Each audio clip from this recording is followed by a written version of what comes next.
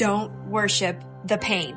We usually think of worship as singing to God, lifting our hands, kneeling, praying. But worship can also be what we repeatedly give our attention and our emotions and our time and our devotion to.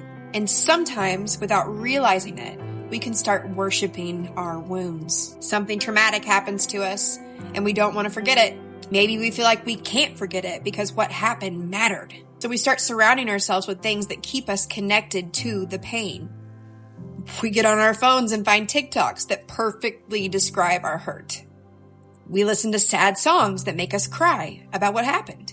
We go find posts and repost quotes that say exactly what we're feeling. We watch videos about betrayal, abandonment, narcissist, heartbreak, rejection, being mistreated. And every time we see one, we think, that's me.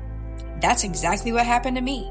Then we find another one, and another, and another. Eventually, our entire feed becomes an echo chamber of our wound. And then, of course, there's music. We find that one song that perfectly captures what happened, and we play it while thinking about the person, the situation, the betrayal, the loss. We play it again and again and again and again. And eventually, we're not just listening to the song anymore.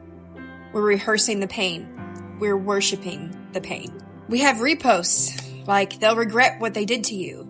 Repost. You gave them everything and they still chose to hurt you. Repost. One day, they'll realize what they did to hurt me, and they're going to feel bad about it. And slowly our social media becomes a memorial to everything that has hurt us. We aren't necessarily saying, I want to stay broken, but our behavior can start saying, I don't want to let this part of my story disappear. And then we don't know who we are without it. And that's when you have to ask yourself a hard question. Am I remembering my pain or am I feeding it? Because remembering isn't wrong.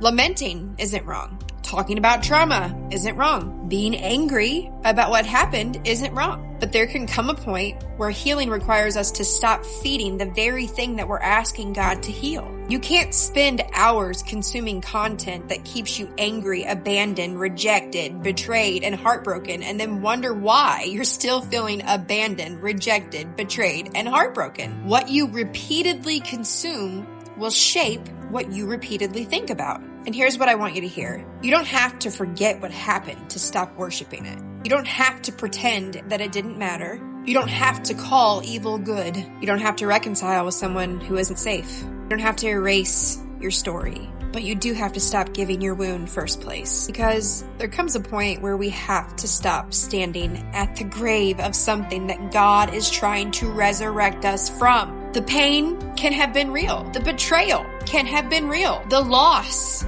can have been real. And you can still move forward. That's not forgetting. That's healing. Maybe the question isn't, have I gotten over what happened? Maybe the question is, what am I giving my worship to today? Because whatever continually gets our attention, our emotions, our thoughts, our time, our energy, can slowly become the thing that we are bowing towards. Don't worship the pain. Don't worship the person who caused it. Don't worship the story of what happened.